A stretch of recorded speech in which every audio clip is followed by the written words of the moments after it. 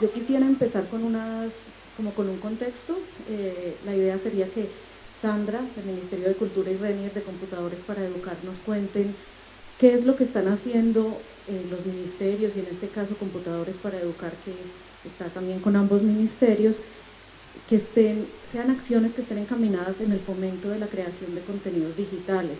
Pero más allá de eso, ¿qué tipos de contenidos se están privilegiando y qué tipo de públicos y a qué regiones también estamos privilegiando? Entonces, Sandra. Bueno, frente al tema de la pregunta acerca de qué están haciendo los ministerios, en este caso el Ministerio de Cultura, para la creación de los contenidos digitales, es bien importante que nosotros, o que yo señale, que voy a responder principalmente en lo que tiene que ver con los temas de atención a la primera infancia, porque justamente una de las estrategias que ha impulsado el Ministerio en las que se ha concentrado es precisamente la producción de contenidos digitales especializados y de calidad para esta población específica.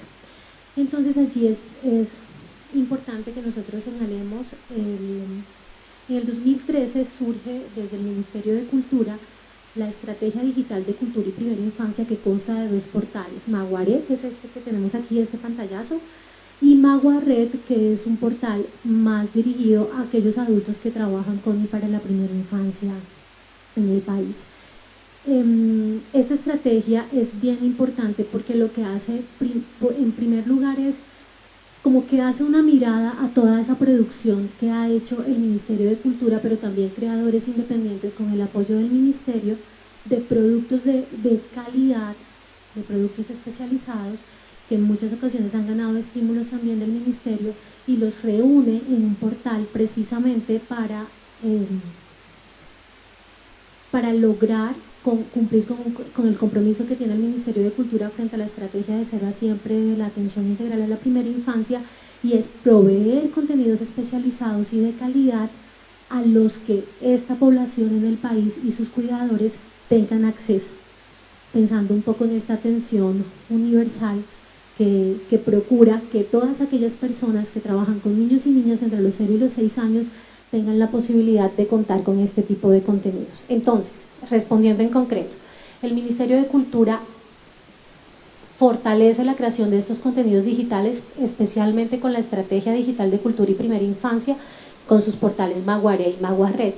También, si bien no es de primera infancia específicamente, yo creo que es importante resaltar todo el portafolio de estímulos que el Ministerio de Cultura hace, principalmente a través de la Dirección de Comunicaciones, para que los creadores realicen contenidos, muchos de ellos en este formato. Gracias, Sandra. Bueno, y la misma pregunta para Renier, de Computadores para Educar. ¿Cuáles son las acciones que están ejerciendo ustedes ahora para motivar la creación de contenidos digitales? ¿Quiénes son esos públicos objetivos y qué contenidos están privilegiando? Bien, buenos días, muchas gracias por la invitación. Creo que antes es importante ponerles un poco en contexto. Computadores para Educar es una asociación de entidades públicas de la cual hace parte tanto Ministerio de Educación, Ministerio TIC, SENA y Presidencia de la República. En tal sentido, Computadores para Educar tiene tres grandes fuertes. Un fuerte que es el tema de gestión, es decir, el tema de acceso. Más o menos en el país tenemos alrededor de 43.000 sedes educativas públicas. Nosotros tenemos que dotar esas sedes educativas públicas con terminales entiéndase como portátiles o tabletas. Solo entregamos a entidades públicas del país y a docentes. Hemos comenzado a entregar a docentes de esas instituciones.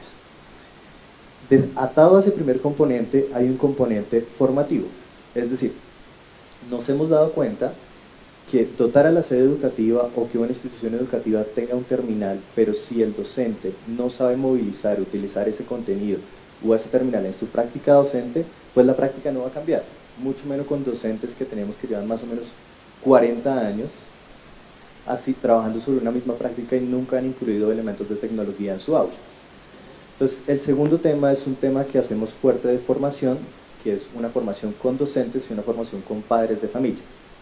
Padres de familia, entiéndase dentro de la noción de padre de familia el tema de comunidad educativa, es decir, el directivo, el padre de familia, el acudiente, los responsables que interactúan en esa comunidad educativa y que de algún modo tiene una relación directa en el aprendizaje que está sufriendo el estudiante.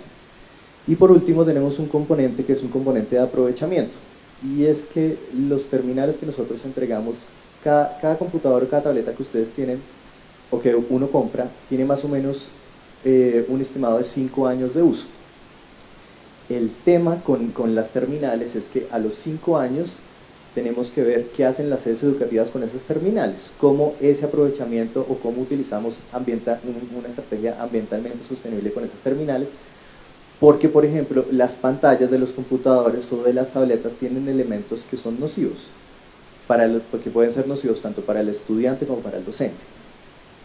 Entonces el tercer componente fuerte es el tema de cómo recogemos esas terminales y cómo hacemos un buen uso ambiental de eso que estamos entregando. No es solo ir a dejarlo a la sede educativa, sino cómo hacemos el reuso de esas terminales. Y frente al tema de contenidos, Computadores para Educar lo que hace es, en alianza con estos ministerios, lo que hace es compilar las diferentes iniciativas que tienen los ministerios. Por ejemplo, el Ministerio de Educación Nacional comenzó a trabajar con los CIER, que son los Centros de Innovación Regional, que hay 5 en el país. Esos centros de innovación regional han desarrollado unidades didácticas digitales, con un nuevo concepto que trabajó el Ministerio de Educación, que lanzó hace poco, que es Derechos Básicos de Aprendizaje. ¿Qué son los derechos básicos de aprendizaje? Realmente son los estándares y los lineamientos curriculares, pero aterrizados digamos, a un lenguaje más coloquial para el docente y para el padre de familia. Entonces, tenemos prácticamente en nuestras terminales, en los portátiles y tabletas, tenemos más o menos un estimado de 16 para las tabletas y de 32 gigas para las terminales de contenidos del Ministerio de Educación. También tenemos algunos contenidos de la Biblioteca Nacional, de Mincultura, pero como tal Computadores para Educar no crea contenidos. Nosotros lo que hacemos somos un filtro frente a toda la oferta de contenidos que llega tanto del sector público y del sector privado, y a partir de ahí gestionamos que esos contenidos lleguen a todas las sedes y todos los docentes de instituciones públicas del país. Eso es lo que hacemos en resumen. Bueno, gracias Renier. Pues ahora, como hablando de este tema entonces de contenidos, yo quisiera empezar a conversar y abrir un poco la discusión acerca de cómo se está haciendo esta curaduría de contenidos, porque tanto en Maguaré y en digamos en el portafolio nacional de estímulos y en las plataformas que tiene el Ministerio de Cultura, como en el tema de computadores y tabletas para educar, que además lo siento muy importante porque le está llegando directamente a todos los niños y jóvenes del país. ¿Cómo estamos haciendo la selección de estos contenidos? Mi pregunta primero iría para Renier, y es ¿cómo es el proceso de curación de estos contenidos que ustedes están eligiendo?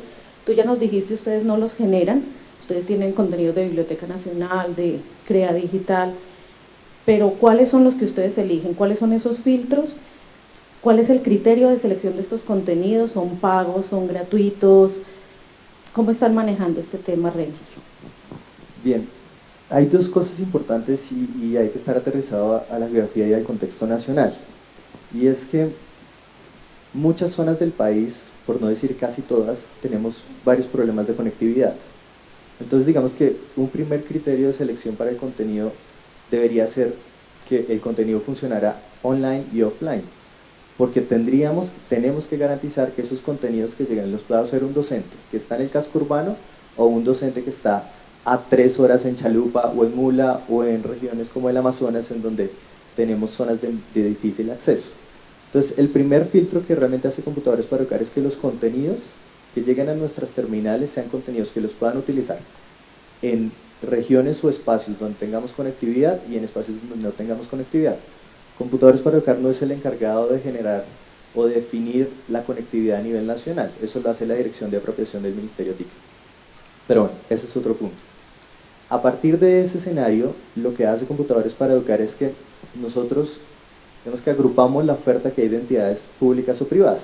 Para el caso de las entidades privadas, ¿qué hacemos? Casi todas las entidades privadas desarrollan contenidos. La mayoría de contenidos que desarrollan las entidades privadas generalmente lo hacen por un tema de responsabilidad social empresarial. Voy a mencionar algunos digamos, de los que han entrado en los procesos. tenemos contenidos de Bayer, en evaluación, tenemos contenidos de la vivienda, por mencionar algunas entidades privadas.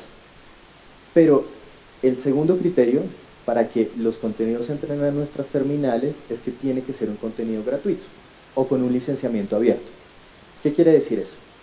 Les voy a poner el caso de BrainPop, que es un contenido mexicano que tenemos, que es un contenido que funciona, tiene una versión paga. Pero por ejemplo en nuestras terminales, cuando BrainPop hizo la donación, hace una donación abierta en términos de licenciamiento. ¿Qué quiere decir eso? Que todas las personas que tengan acceso a nuestras tabletas y nuestros computadores, es decir, los docentes de las instituciones públicas, que el universo de docentes, es decir, la planta docente que tenemos en el país está alrededor de 318.000 o 320.000 docentes que han entrado, y estoy hablando también de los nuevos, de los pioneros que han hecho la entrega de la ministra. Ese acceso a esas terminales es totalmente gratuito, es decir, la versión es abierta y tiene un licenciamiento abierto para nuestras terminales. Fuera de nuestras terminales pues funciona el elemento pago. Así funciona para las entidades privadas. Para las públicas lo que nosotros hacemos es un filtro a través de una rúbrica que tenemos, que es una rúbrica también que se ha soportado en el documento del Ministerio de Educación Nacional, que mira alrededor de 5 o 6 criterios, por mencionarles algunos.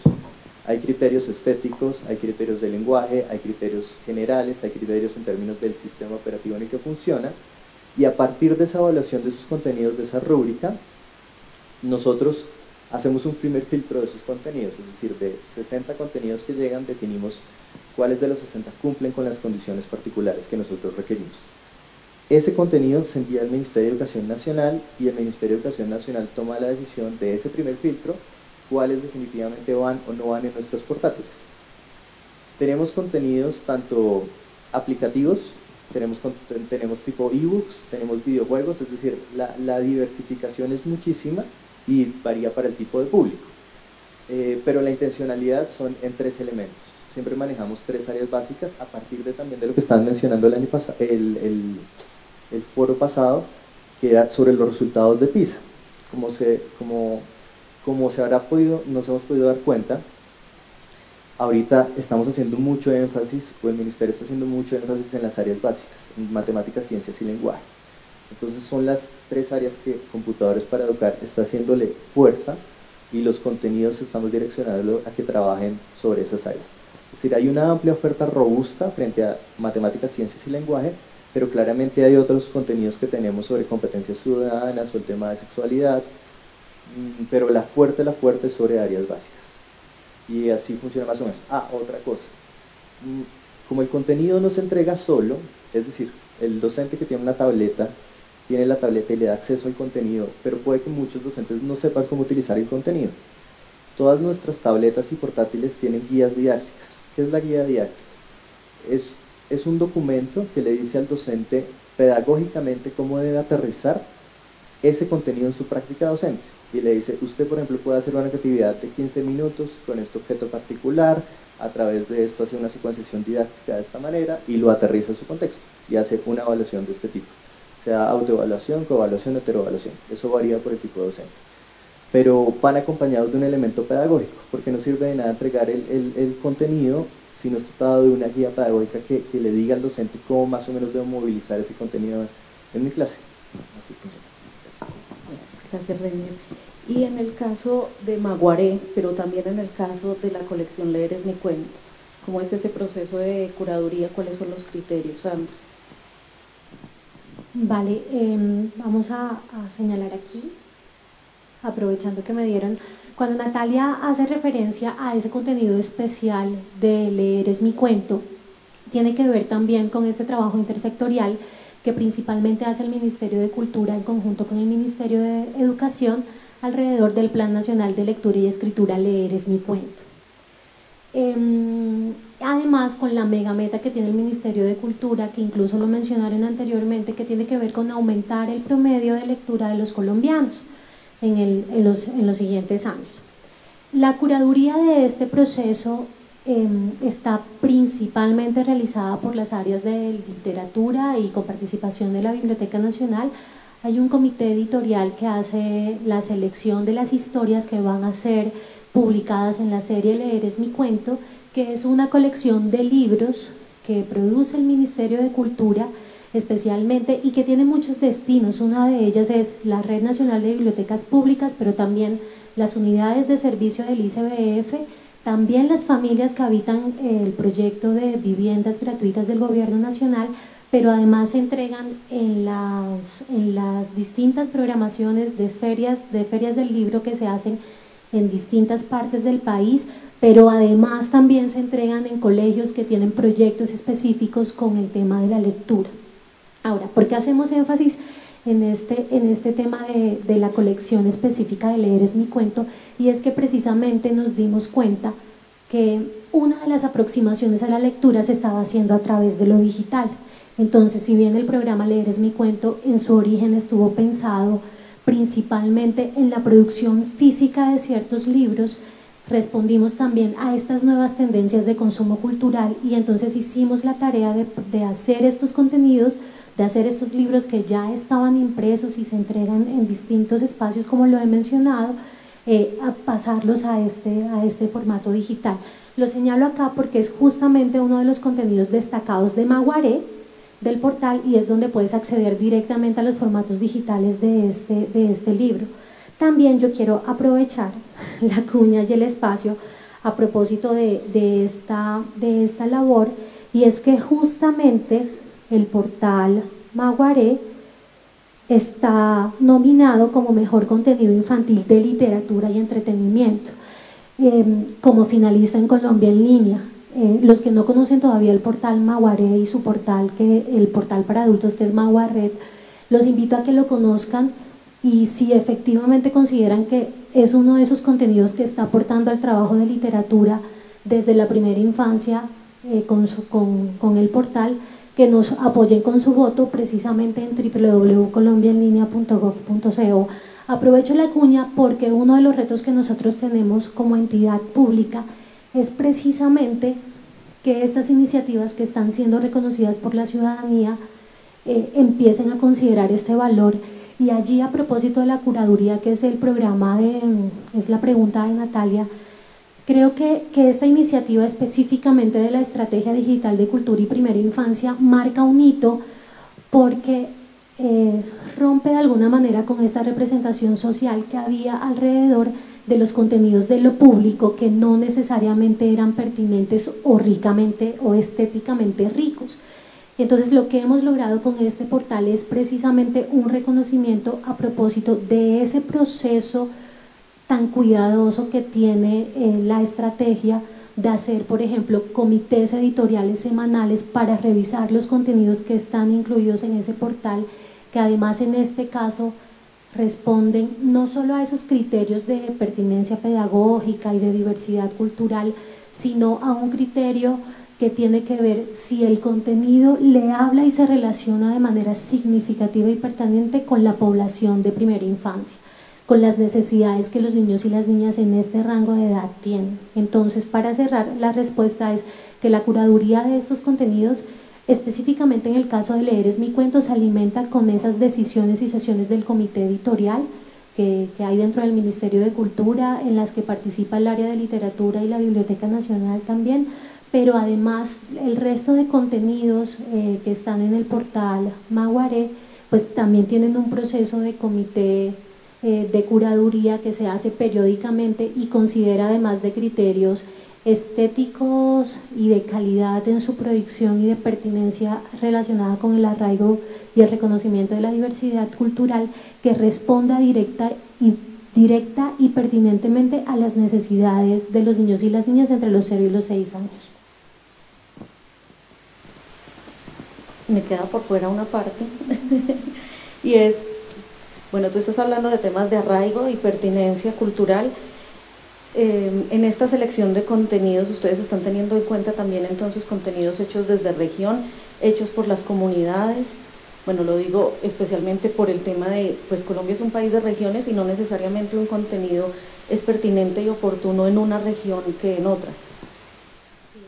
El portal precisamente yo creo que responde a esa necesidad que tenemos como país de reconocer como las distintas comunidades que habitamos. En ese sentido, ha habido una gran preocupación por incluir dentro del portal contenidos, por ejemplo, en lenguas nativas, tenemos de la comunidad Kamsá, pero también tenemos cuentos, arrullos, canciones de población afro, en criol también. Entonces lo interesante de esto es que ponemos esos contenidos allí, pero además son contenidos que empiezan a reconocer los niños, las niñas y las familias que, si bien no pertenecen a esa comunidad, empiezan a tener un relacionamiento con esa comunidad a través de descubrir un contenido que habita el portal Maguaré.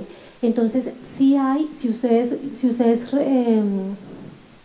visitan el portal, lo recorren y lo descubren, no lo hago acá porque no quiero como tener dificultades con la conexión y enredarme en buscar los contenidos, pero sí el portal responde a eso, y esto es un propósito que yo creo que ha sido retador, pero hemos hecho avances junto con el equipo de la estrategia, y es aproximar desde lo digital el reconocimiento de esa diversidad cultural que tenemos, pero además fortalecer los vínculos afectivos entre los niños y las niñas y sus familias.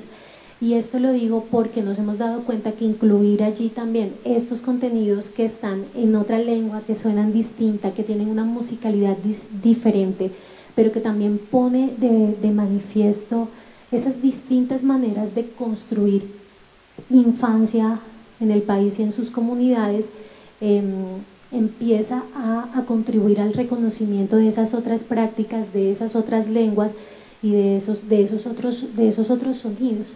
Entonces, de verdad que empieza a ser interesante porque los contenidos apuntan también al reconocimiento de esa diversidad cultural, pero sobre todo permiten que, estando allí en el mismo nivel y espacio que esos otros contenidos canónicos, por decirlo de alguna manera, sí contribuyen a que haya un reconocimiento y un respeto de esa diversidad puesta allí en lo digital.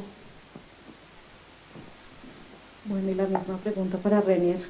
¿Están teniendo en cuenta de pronto en esos procesos de curaduría y en los criterios la creación de contenidos desde las comunidades, creación colectiva de los contenidos, donde haya un reconocimiento cultural y de apropiación?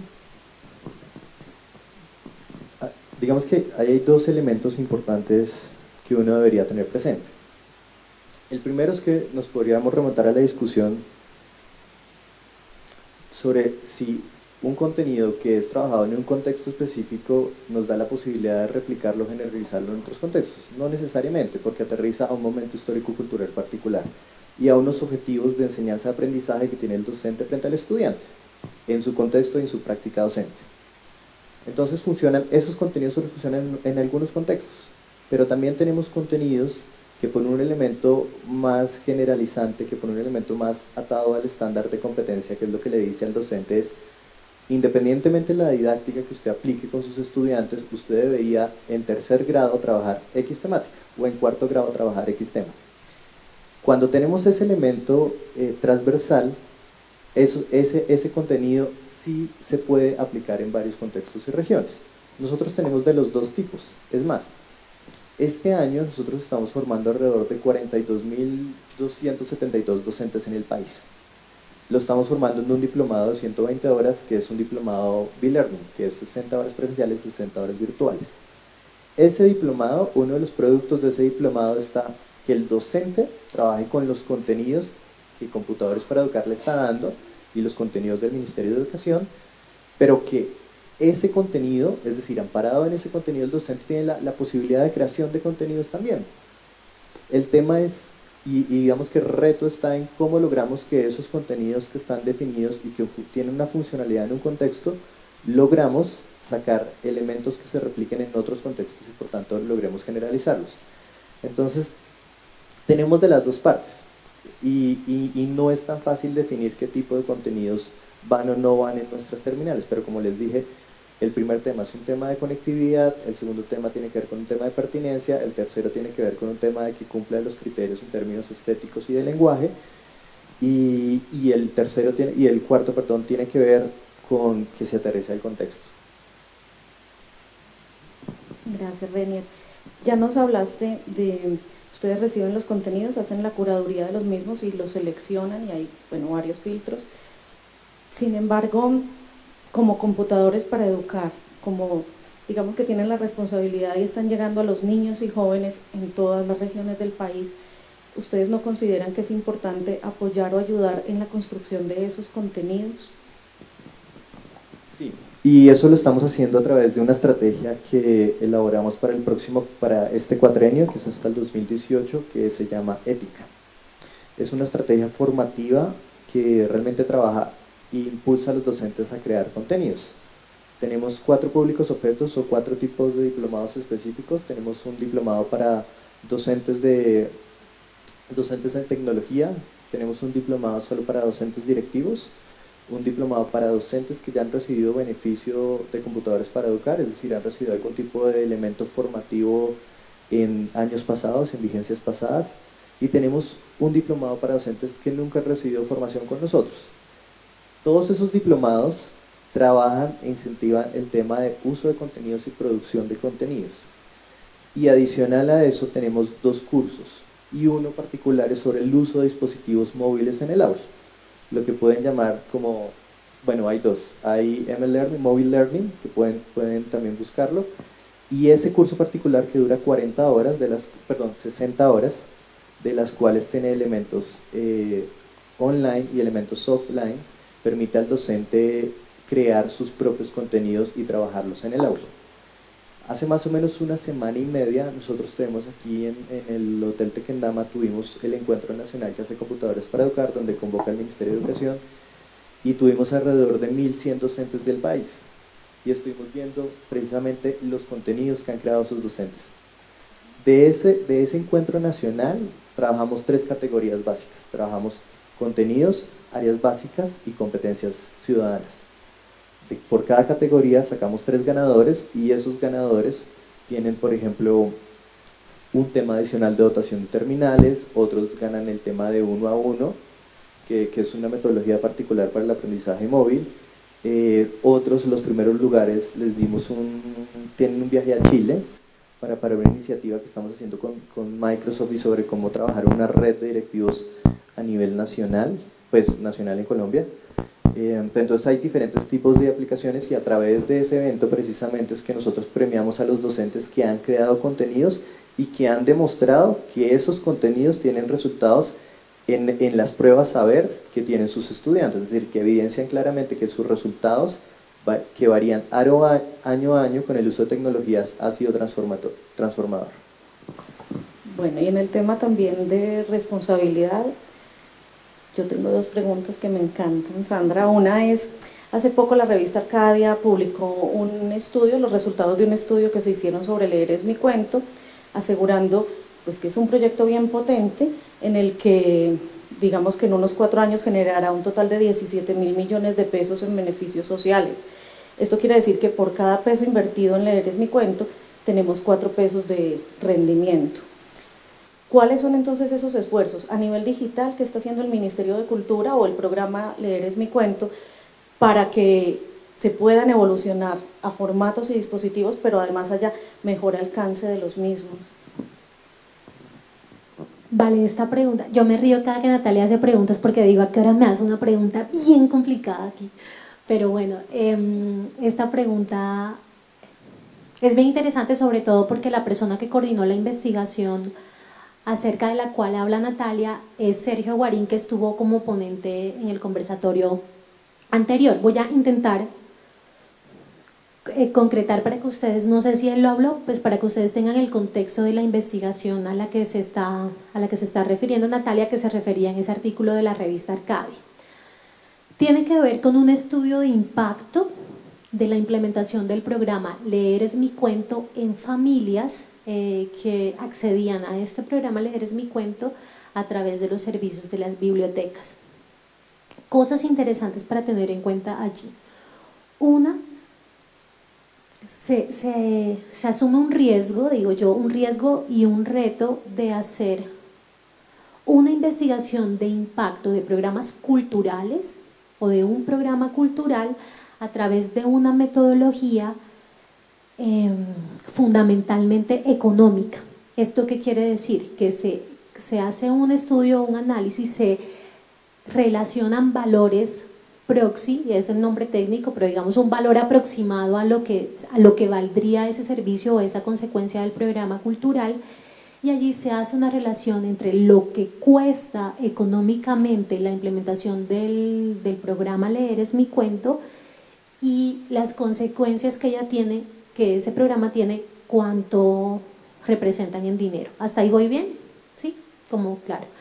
Entonces, la conclusión de ese estudio es que efectivamente por cada peso invertido en la implementación del programa Leer es mi cuento, hay un retorno social de 4.8, hay que decir el 4.8, del 4.8 de esa inversión. Y otras cosas que, si bien no están cuantificadas, son muy importantes, sobre todo para los temas de primera infancia, y es, uno de ellos es que las familias que están vinculadas al programa de Leer es mi cuento disminuyen de manera significativa los castigos físicos a sus hijos, sin que ese sea uno de los propósitos del programa Leer es mi cuento. Y el segundo es que a través de la lectura a primera infancia se modifican las prácticas de lectura de sus adultos. ¿Eso qué quiere decir? Que pasan de leerle Caperucita Roja o La Gallinita Feliz o historias propias para los niños a interesarse por otros temas de ellos. Entonces empiezan a leer temas de emprendimiento, oficios varios, novelas, literatura. Entonces esto es muy potente, porque entonces tenemos un estudio con significancia y con estos valores que nos gustan tanto a los estadistas, a los economistas y a las personas que planean, y es que efectivamente los niños y las niñas de primera infancia son unos potentes transformadores de la realidad y empiezan a afectar a sus familias. Ahora, toda esta contextualización para relacionarlo con la pregunta de lo digital, y es que nos pone en un reto increíble a la institucionalidad que es el Ministerio de Cultura y la Biblioteca Nacional, porque implica que comprendamos la importancia de lo digital como un modificador, pero también como un catalizador de las prácticas culturales y de consumo cultural, y es que hemos tenido que trascender de un programa que se había pensado inicialmente de manera análoga, por decirlo de alguna forma, y transitar a estos medios digitales. La investigación se suscribió inicialmente en el programa Leer es mi cuento en el formato impreso, en el formato del libro entregado, de la visita a la biblioteca, de pedir prestado un libro pues en lo material. Sin embargo, es importante decirlo, y es reconociendo cómo todo esto digital influye de manera fundamental. Las acciones para este cuatrienio del programa Leer es mi cuento incluyen de manera contundente el trabajo en este tipo de cosas. Por eso empezamos a tener dentro de nuestros portales la colección Leer es mi cuento en digital. Por eso iniciamos o vamos a iniciar toda la gestión para que los contenidos de Leer es mi cuento específicamente puedan pasar en el proceso de curaduría de computadores para educar, pero además que estrategias de cualificación y formación de bibliotecarios o de promotores de lectura estén asociados a la cualificación en estos medios. Entonces, sí está la investigación, están los resultados contundentes. Vamos a tener publicado esta investigación en Maguarret y en la página institucional del Ministerio de Cultura, y la respuesta frente a lo digital es que esto claramente nos pone a responder y hacer unos planes de acción de este cuatrienio donde lo digital empieza a estar completamente amarrado a todo el tema que ha trabajado el Ministerio de Cultura en relación con el fomento a la lectura. Bueno, y continuando con el tema, Sandra, el reto para el Ministerio de Cultura en el presente cuatrienio es subir los índices de lectura de 1.9 libros leídos al año a 3.2. En ese sentido, entonces, ¿cuáles son las acciones que tienen programadas o planeadas para en este cuatrienio cumplir con eso desde lo digital? Hay unas distintas estrategias. Desde lo digital hay unas dos, diría yo, que se centran. Una tiene que ver con la cualificación de más de 1000 bibliotecarios en todas estas herramientas asociadas a lo digital. Y lo otro tiene que ver con que se aumente, digamos, se cumpla con esta meta de garantizar la conectividad de todas las bibliotecas de la Red Nacional de Bibliotecas Públicas, y también vincular, empezar a establecer, que esto también lo habían mencionado en el documento, en el panel anterior, y es empezar a establecer un levantamiento de información que asocie las prácticas de lectura a esos contenidos digitales. Por ejemplo, en Maguare estamos implementando en este momento cuántas visitas hay de sus usuarios específicamente a un contenido. Entonces allí podemos empezar a rastrear cómo nuestras estrategias empiezan a contribuir a esa relación de la lectura en lo digital, y a partir de levantar esa información poder empezar a plantear acciones mucho más contundentes, como por ejemplo el trabajo, que la producción de libros que hace el Ministerio de Cultura no sea exclusivamente impresos, sino que también haya un tema de producción de libros en lo digital. En eso saben que nos han pasado muchas cosas interesantes, y es que como institución toda esta dinámica de lo digital nos ha hecho movilizar y preguntarnos cosas, que yo creo que eso es bien interesante, porque la institucionalidad empieza a pensarse y a preguntarse cosas acerca de cómo lo está haciendo. Voy a señalar solo un ejemplo, y es: hace un par de años, en el portafolio de estímulos, el área de literatura saca un premio, una beca para la publicación de un libro. Y nos empiezan a llegar preguntas de la ciudadanía, pues claro, un ebook, un libro digital. Y entonces es bien interesante, porque eso nos hace repensarnos la convocatoria, replantearla y transformar la manera como entendemos las cosas. Porque cuando se planteó la convocatoria, los términos estaban pensados en un libro, pues, físico. Y entonces darnos cuenta de esas realidades y cómo nuestros campos se están transformando es absolutamente maravilloso, porque eso implica una mirada dentro de la institucionalidad y la transformación de la manera en la que consideramos hacer política. Entonces es como, bueno, ya cuando hablamos de publicación de libros o de fomento a la lectura, siempre hay alguien que nos recuerda, hay un estudio o un correo, una noticia, un evento, o alguien que nos recuerda ebooks, las prácticas de lectura en lo digital. Entonces eso es bien interesante, porque todo esto sí empieza a generar unos cuestionamientos y una modificación de la manera en que una entidad trabaja, y a mí eso me parece que es reconocer como el potencial transformador de toda esta onda de lo digital. Gracias, Sandra.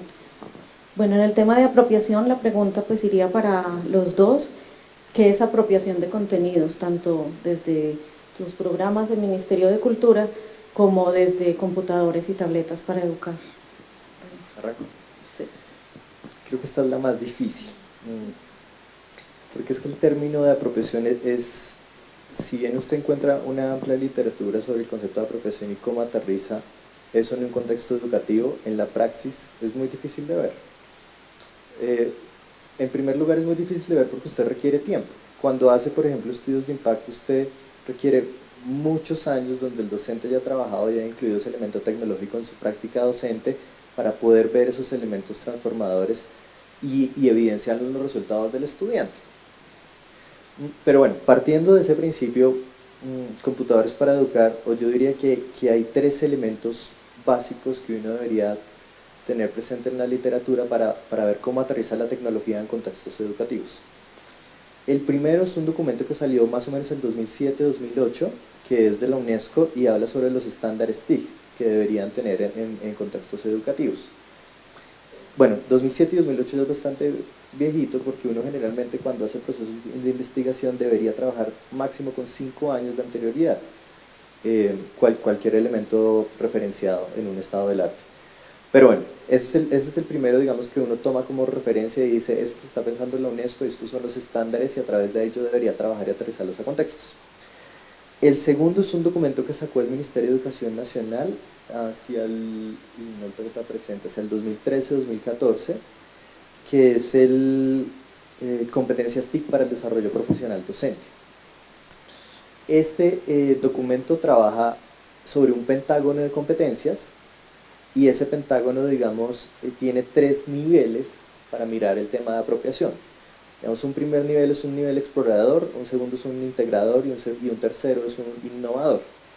Lo que yo tengo que ver es cómo en un contexto educativo el docente, frente a ese contenido educativo que está utilizando, está trabajando desde un elemento netamente explorador, es decir, simplemente utiliza el recurso de una manera prácticamente lineal, o integrador, no solo que utiliza el contenido, sino que logra elementos de apropiación y creación de otros contenidos, o innovador, que crea contenidos, pero no solo aterrizados a su contexto, sino que logra elementos de replicación de ese contenido a otros contextos.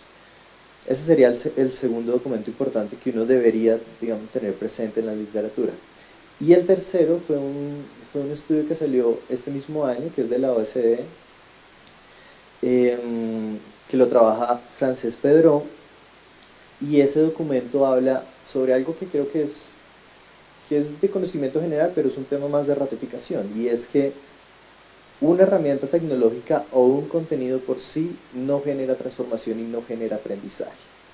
Si no entregamos esa tableta con ese contenido particular atado a un proceso formativo de transformación y que trabaje elementos de colaboración con el estudiante, es decir, que la problemática, por ejemplo, frente a un trabajo no salga solo desde el docente, sino que emerja de esa misma interacción que tiene con el estudiante, solo a partir de ahí se logran procesos de transformación en el aula. Entonces, este estudio realmente lo que hace énfasis es cómo debemos vincular el proceso de formación en ese contexto educativo para que el contenido educativo digital no se quede en un elemento de réplica, sino que logre procesos de transformación. Entonces, con esos 3 insumos es que nosotros hemos hecho la estrategia, la estrategia ética que les comenté que va a ir hasta el 2018 y que trabaja los 4 diplomados con los 2 cursos de formación en modalidades e-learning. Y eso es muy importante porque ahorita que estábamos mencionando el tema de estudios de impacto, nosotros a la fecha ya hemos hecho 2 estudios de impacto porque el programa cumplió 15 años. Y tenemos un estudio con la Universidad de los Andes y un estudio con el Centro Nacional de Consultoría, que prácticamente miraron o evidenciaron 4 indicadores. Y muestran cómo el uso de ese contenido, la apropiación de ese contenido en el aula, logra cambios en el aprendizaje del estudiante. En particular, esos 4 indicadores miraban un tema de deserción, un tema de ingreso a la educación superior, un tema de repitencia y un tema de ingreso laboral. Digamos que el primer estudio fue un elemento que trabajó netamente elementos cuantitativos, el segundo ya es una investigación tipo mixta y que tiene también elementos etnográficos, porque hacemos como recapitulación de prácticas significativas del docente, de docentes que han hecho contenidos y que han transformado sus contenidos en el aula, pero nos dan un primer escenario de cómo esa apropiación de contenidos realmente sí cambia la práctica docente y sí logramos que el docente trabaje colaborativamente con el estudiante, que es lo más difícil. No sé si alguien ha escuchado el tema de nativo inmigrante digital. Pues es un tema que estamos tratando de reevaluar un poco, pues porque este concepto salió hace bastante tiempo, Prensky lo trabajó hace mucho,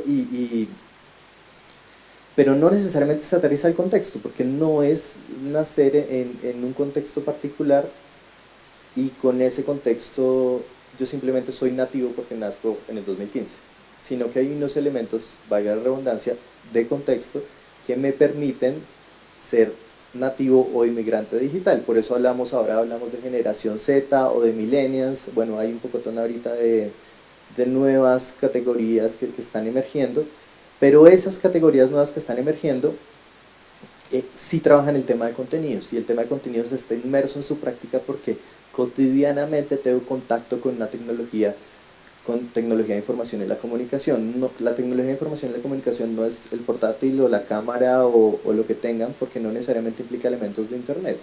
Es decir, la primera tecnología de información y comunicación fue la imprenta, y a partir de ahí yo puedo hablar de tecnología de información y la comunicación aterrizada en contextos educativos, que es lo que nos interesa a nosotros.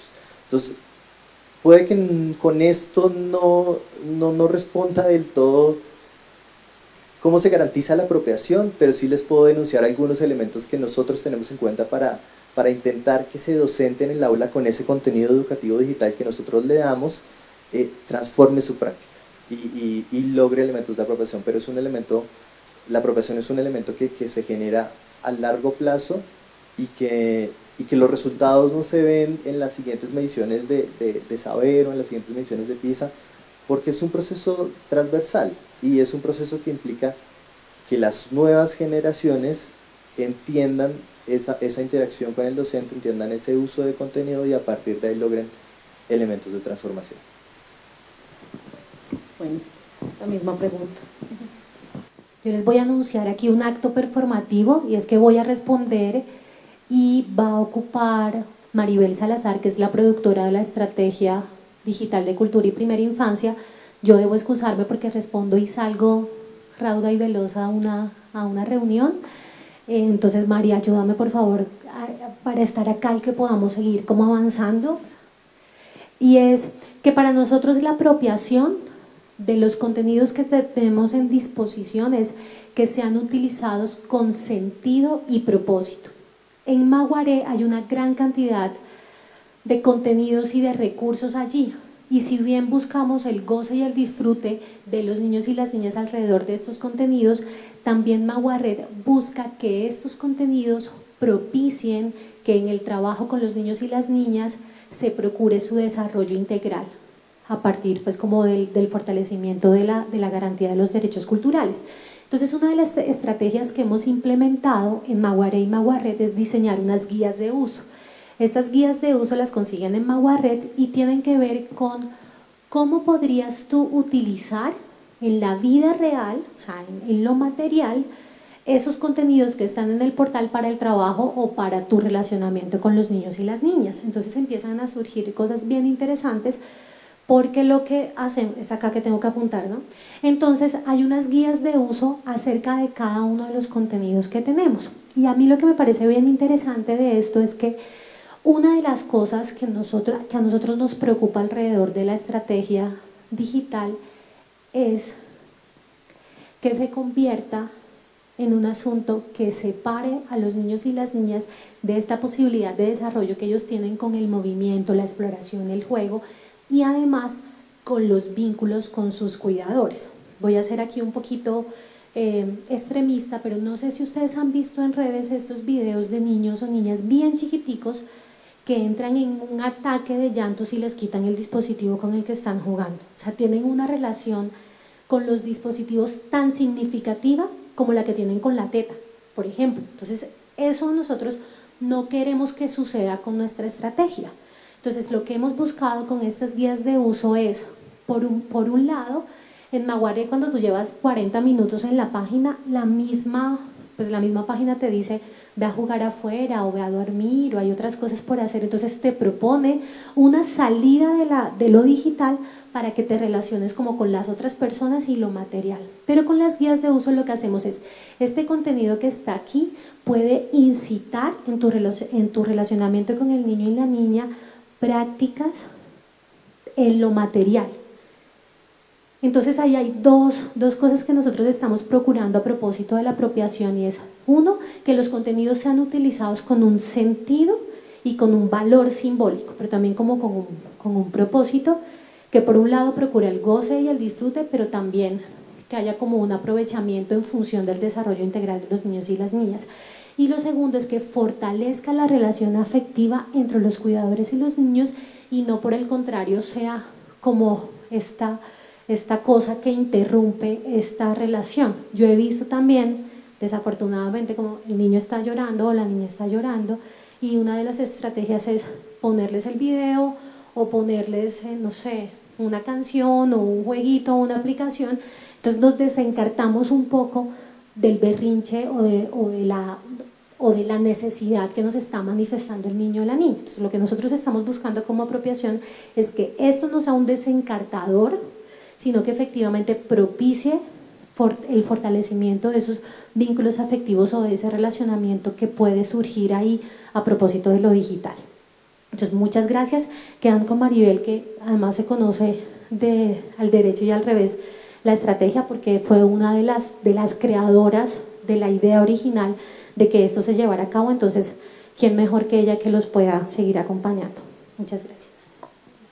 Yo quisiera, pues, como también ir cerrando un poco el tema de apropiación, preguntándote cuáles son las metodologías y cuáles son los indicadores que les demuestran a ustedes que el programa de tabletas y computadores para educar está generando apropiaciones más allá del aparato, de los contenidos. Hay dos elementos básicos digamos, por los cuales hemos podido dar cuenta que estamos generando procesos de apropiación en las sedes educativas donde entregamos terminales. No hablo de la entrega de terminal, sino hablo del uso pedagógico que se le da a esa terminal, entiéndase portátil o tableta. Dos yo las había mencionado, que son los estudios que realizó la Universidad de los Andes en el 2010 y en el 2014 el Centro Nacional de Consultoría. Estos nos han arrojado, digamos, variables en donde nos dice que toda sede educativa que ha recibido portátiles o tabletas de computadores para educar y que ha tenido un acompañamiento formativo de nuestro programa ha generado incidencia en los resultados del desarrollo de las pruebas saber. Entonces digamos que el primer elemento de apropiación es ese, y que podríamos dar cuenta. El segundo es que el año pasado tuvimos una visita de la UNESCO, la cual no es la primera vez que Colombia participa, esta es la segunda o tercera vez, si mi memoria no me falla, que hicieron una evaluación sobre aprendizaje móvil. Nosotros trabajamos con ellos, en particular estuvimos con Pedro Head, que es un consultor chileno de la UNESCO y estuvo aquí en Colombia, y estuvimos participando en un estudio latinoamericano sobre aprendizaje móvil. Los resultados de ese estudio todavía no han salido, deberían estar saliendo hacia febrero del otro año, pero prácticamente ellos trabajaron con 6 sedes educativas que tenemos nosotros, distribuidas a nivel nacional. Una, por ejemplo, está en Puerto Colombia, la cual tiene muchísimas tabletas, no me acuerdo ahorita cuántas terminales tabletas tiene, pero trabaja una metodología particular de tabletas, que es con un aplicativo que le damos nosotros que se llama Smart Class. Paréntesis y resumen pequeñito que es Smart Class. Smart Class es un aplicativo que le permite al docente en tiempo real gestionar el contenido que le está dando a sus estudiantes. Es decir, si yo soy el docente, yo tengo mi tableta, mis 40 estudiantes tienen sus tabletas, yo podría decir, Pedro, tú estás en una página que no es la que estamos trabajando. O Juan, tú realmente estás haciendo el seguimiento sobre lo que yo estoy diciendo. O tú estás haciendo la evaluación. Es decir, en tiempo real me permite gestionar qué está haciendo el estudiante con esa tableta y con ese dispositivo móvil. Que eso es uno de los mayores retos que entra el docente cuando trabaja con dispositivos, porque no puede garantizar qué está haciendo cada estudiante con cada uno de sus dispositivos en tiempo real. Pero bueno, cerrando paréntesis, así funciona el aplicativo. Es un aplicativo pago, pero es un aplicativo que el programa pagó la licencia y todas las tabletas tienen un uso pues gratuito en todas las sedes educativas del país.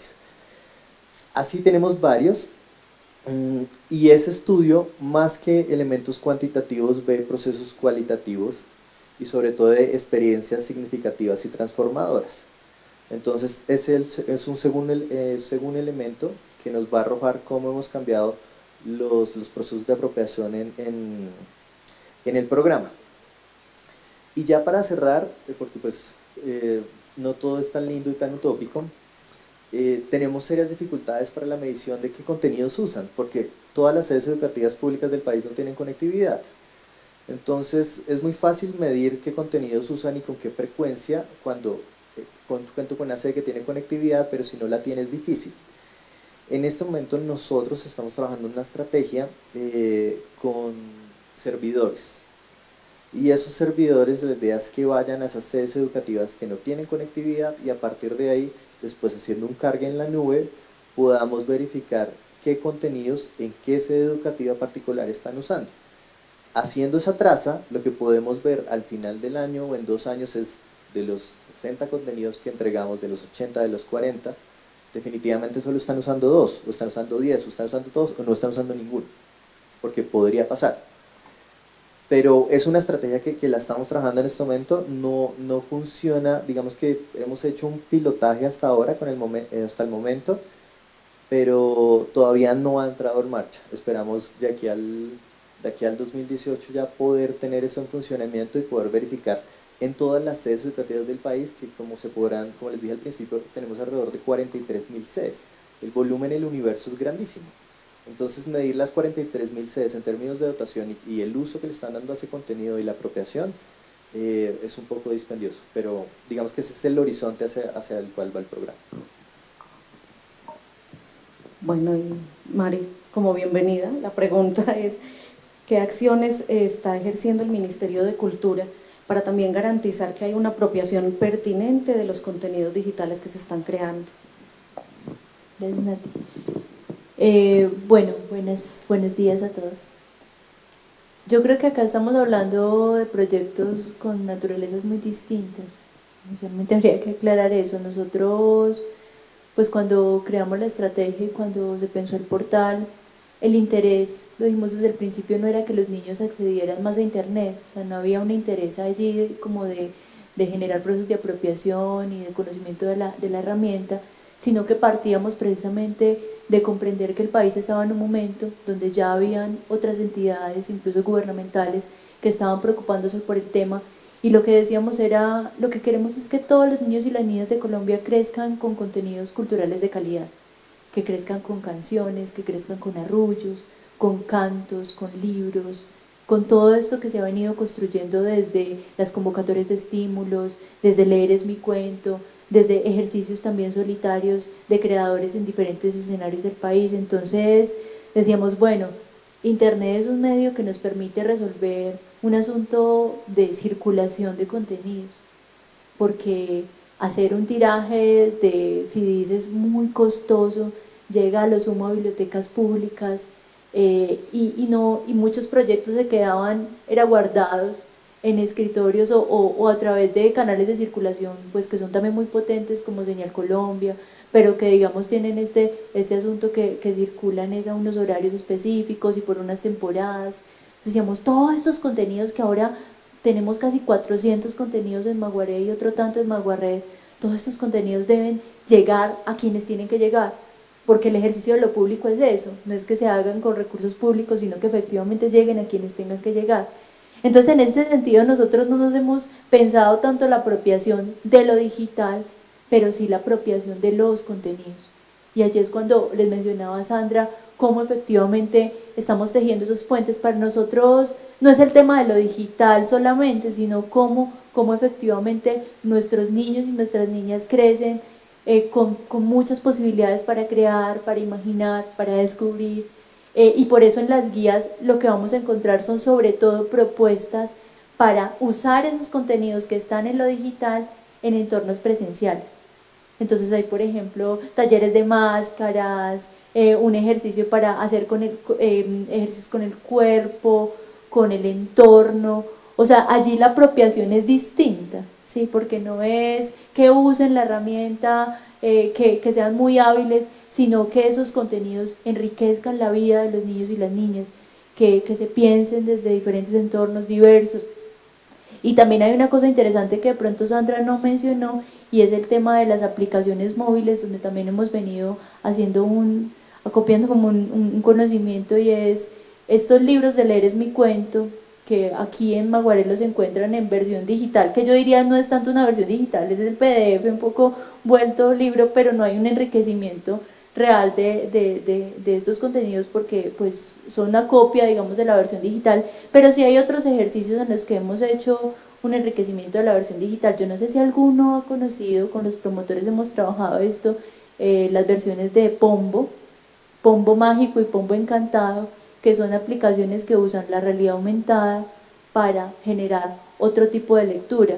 Entonces allí no es el tema de la lectura digital o la lectura en papel. O sea, para nosotros ya como que esa discusión está superada, no nos interesa competir que el libro digital va a reemplazar el libro físico, pues pueden estar los dos. O sea, ahí finalmente el tema de las herramientas no es lo que más nos interesa, sino que los niños accedan a todo ese universo simbólico de la lectura. Y entonces allí están estos ejercicios de Pombo, pero también ahorita estamos haciendo un ejercicio con el libro Ábrete grano pequeño, que es el libro 9 de la colección, que es para primera infancia y es sobre adivinanzas, del maestro Horacio Benavides. Entonces hicimos un videojuego para tableta que muy pronto, y bueno, y también está para web, que muy pronto van a ver, y entonces allí es otra cosa, o sea, nosotros ya comprendemos que hay todos unos ejercicios muy interesantes del Ministerio de TIC, del Ministerio de Educación, en términos de apropiación, y lo que queremos es efectivamente llenar la vida de los niños con todos estos cuentos, canciones, arrullos, poemas, trabalenguas, adivinanzas, para que efectivamente lleguen a las casas, lleguen a donde tienen que llegar. Gracias, Mari.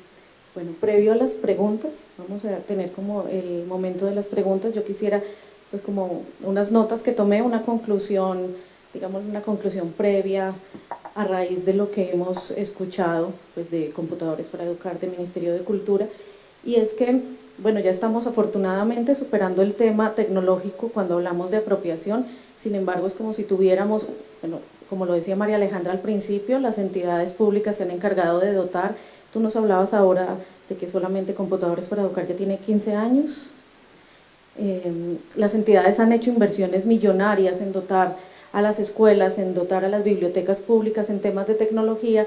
Se han empezado a hacer también ya contenidos, y de pronto nos falta un poco y estamos dando como unos primeros pasos en cómo apropiar esos contenidos. Yo lo veo como que tenemos la estructura del edificio, tenemos el mobiliario, que serían los contenidos, le falta un poco el alma, y el alma es pues ya las personas interactuando, apropiándose de lo que hay en el edificio y generando también contenidos propios, pertinentes desde las mismas comunidades, que es una de las cosas que también vemos que hay bastante necesidad de reflejarnos y mostrarnos. Vamos a continuar con las preguntas, las voy a leer y me dicen quién las responde. ¿Cómo se pueden fomentar buenos procesos de lectura y escritura a través de los medios digitales? Yo creo que esta pregunta es para Renier.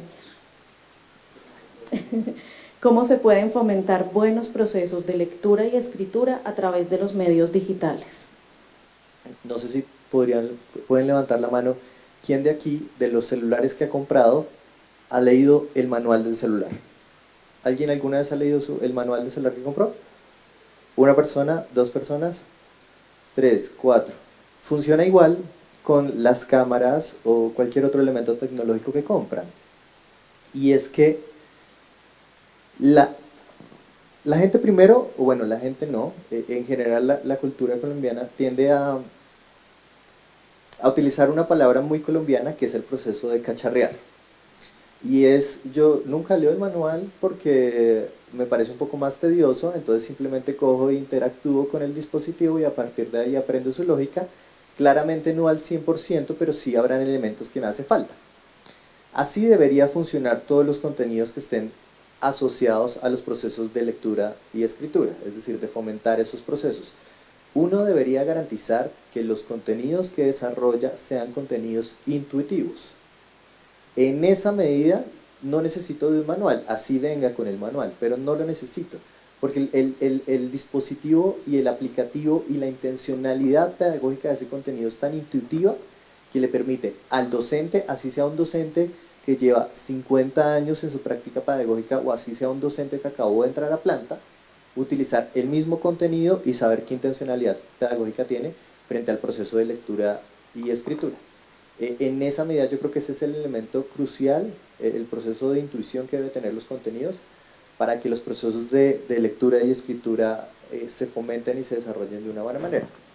De pronto quien hizo la pregunta no sé si estaba pensando en la lectura alfabética que todos conocemos, pero para mí una potencia de estos medios digitales es que efectivamente nos permiten pensar la lectura en un sentido ampliado, no solamente como descifrar caracteres que están en un papel o en una pantalla, sino como la posibilidad de leer el mundo, de leer imágenes, de leer sonidos, ¿sí?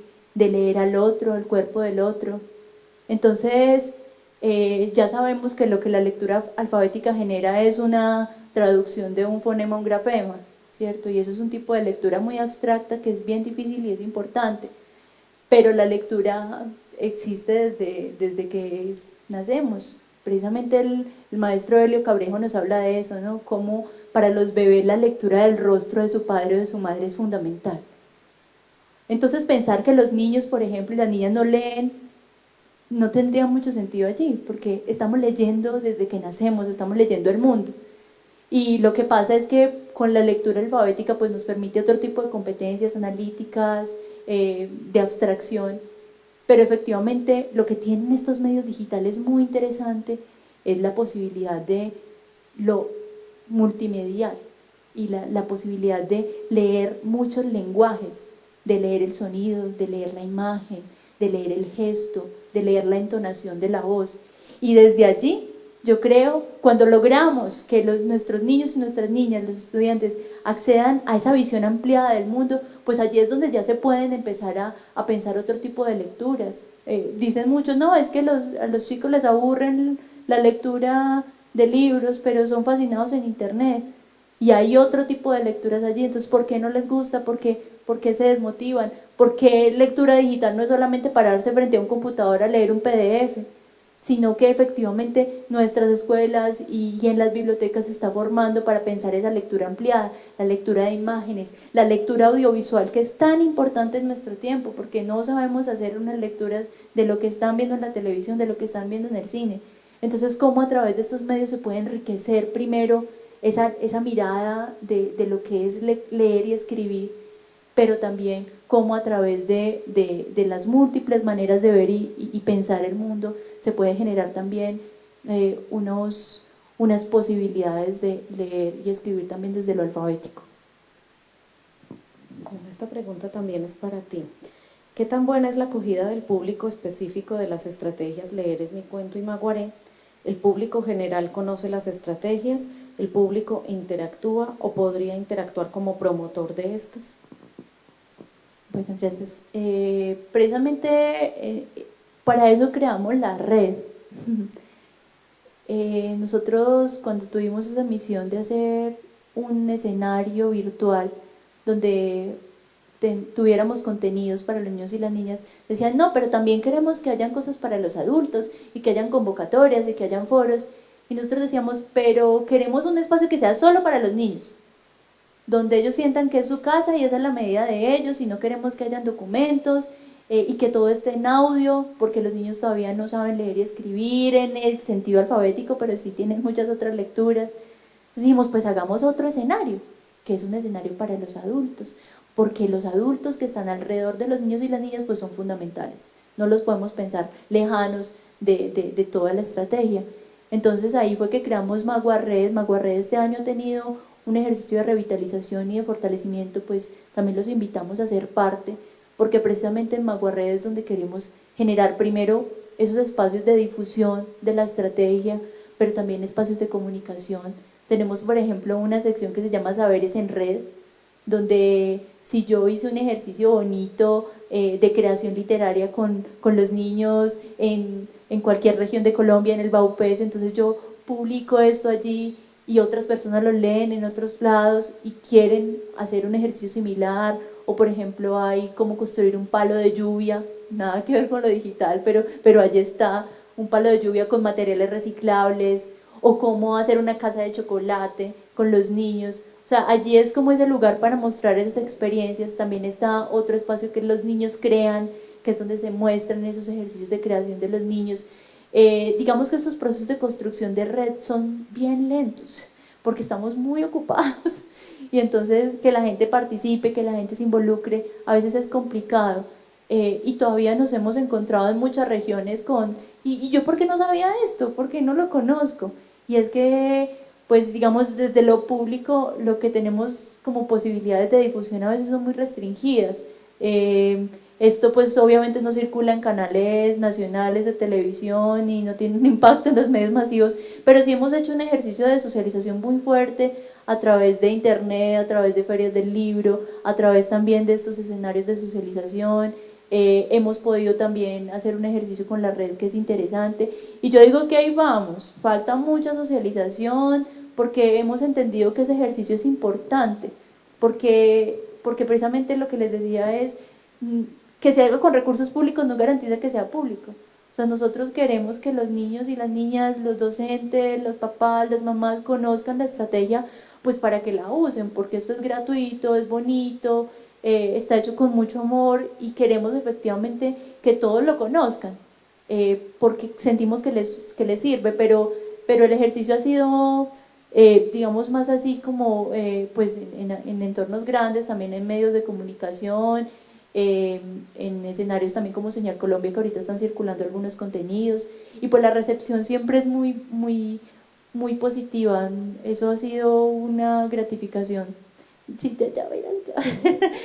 Porque pues digamos las personas que ven el portal, que se acercan a la estrategia, generalmente nos dicen, ay, qué bueno, yo he usado esto, y hacen cosas que exceden lo que nos habíamos imaginado cuando lo concebimos, y eso pues para nosotros es una gran alegría, y creemos que hay que seguir haciendo el ejercicio de socializar y de compartir, y también de recibir lo que las personas hacen y de apropiar, porque, y cierro con esto, hemos querido también que el proyecto no tenga tanto como la institucionalidad. Bueno, esto es un proyecto que surge del Ministerio de Cultura, pero es de las personas, y lo crean y lo nutren las personas. Entonces es bonito cuando alguien, por ejemplo en Cibaté nos dicen, ay, creamos una sala Maguaré, y en vez de las princesas de Frozen o de las princesas de Hollywood pusimos a Saimiri y a todos sus amigos, y ese es nuestro, y la diversidad del territorio, los paisajes, y eso para nosotros es una felicidad, porque efectivamente la gente se está apropiando del proyecto, lo está haciendo autónomamente, y eso es lo que queremos, que no dependan de nosotros para eso, sino que esa creatividad que está en las personas pues sea cada vez más alimentada. Perdón, hablé mucho, me emociono, me gusta mucho. Es tu otro hijo. Bueno, vamos cerrando aquí por cuestiones de tiempo. Muchas gracias a Renier, a Maribel, bueno, a Sandra, que se tuvo que retirar.